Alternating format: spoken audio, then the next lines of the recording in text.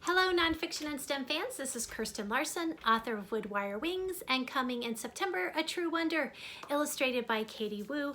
And today I am talking about this picture book from Brian Floca called Keeping the City Going. And Brian Floca is one of my favorite author illustrators. I love his book Moonshot, which is just beautiful free verse poetry about the mission to the moon. And he does not disappoint with this book, which as you can see from the man's mask on the front, is basically about the beginning of the pandemic. And in the back matter, Brian Floca says, as he was cooped up in his New York home, one thing that he liked to do was, amidst all this peace, was to sketch all the vehicles that were still on the road while everybody else was at home. And that got him thinking about all those people who had to be out in the world doing a job to keep the city going. And so he wondered if he could organize this into a book, which is what we have here. So I'm going to read you the first spread. And I love this because if you look at this page, look how isolated and alone these kids are in this one small illustration, which is exactly how many of us felt at the beginning of the pandemic in 2020. We are here at home now, watching the world through our windows and wondering what will happen next. Outside, we see the city we know, but not as we've seen it before. So he has a lot of alliteration, that beautiful "wa" sound, and repetition. We see the city we know, but not as we've seen it before. He's really such a master of lyrical language, which I so appreciate. And, as he goes through, he shows all these people isolated in their apartments.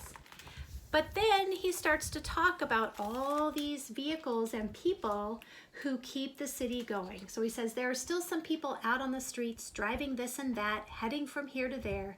They might be family, friends, or strangers. They're there because we need them. They're the people keeping the city going. And then he goes through, food delivery drivers, people stocking grocery shelves, and there are little nods to the pandemic that many of us remember from last year, even little cracks about toilet paper. So, he talks about we're heading out to keep grocery stores open, to sell to the city beans and flour and rice and soap and soup and spaghetti and toilet paper too.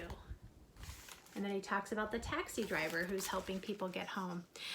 So this is just, I think, such an important book because it honors people that we called essential workers, but who often have been treated as less than heroes. I mean, these are people who often can't afford to stay home. They have hourly jobs that they have to go to.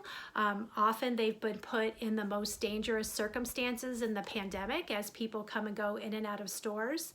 And so this book, I think, is a way of honoring people with a very important job to do. And it recognizes how dependent we all have been on those delivery drivers and grocery store workers who have allowed so many of us to stay home and out of harm's way.